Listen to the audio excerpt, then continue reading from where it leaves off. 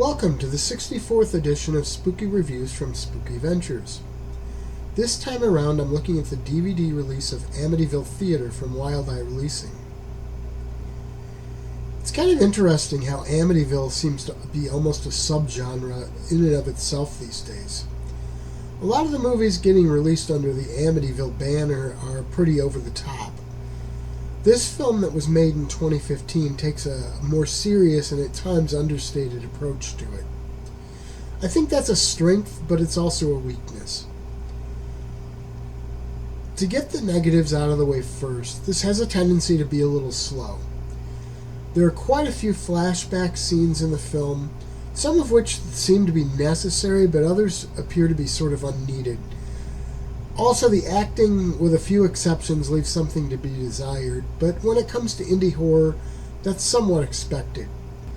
The basic plot to the film centers around a young lady who inherits a dormant movie theater in Amityville, New York.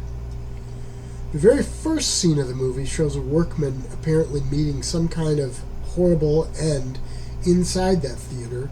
That comes before we meet any of the main characters of the movie. It's just sort of the intro. The new owner of the building decides she wants to check it out, and does so with her boyfriend, his brother, and two other friends. Now, they opt to stay in the building over the weekend. The filmmakers do a good job of creating some really creepy atmosphere. It also keeps you guessing at what is going to happen.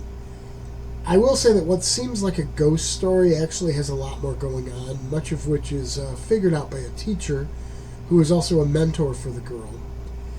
He decides to do some research and digs up a lot of secrets. Any more information would provide spoilers, and I'm not going to do that. I like how they incorporate some of the actual background from the Amityville horror book. Taking this as a piece of fiction, that provides a nice connection and backstory. Now, given that some of the stuff they used has been pretty thoroughly debunked over the years, it does guarantee that this falls fully into the realm of fiction. But, I mean, what else would it be, really? You know, obviously that was never really in question, except that I wonder if some people who still believe that stuff will watch this thing and think it's based on something factual. Then again, there are people who absolutely believe that on his deathbed, H.P. Lovecraft revealed that all the old ones were real. So maybe nothing you do can prevent people from jumping to those kinds of conclusions. All in all, this is an enjoyable indie movie. There's a lot more than meets the eye to the story.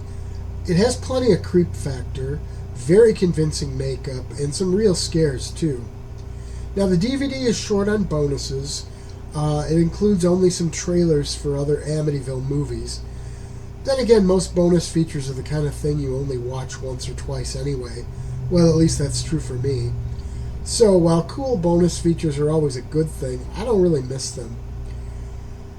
I'd say of films that are part of the whole Amityville mythos, this is on the better end of the spectrum in terms of quality.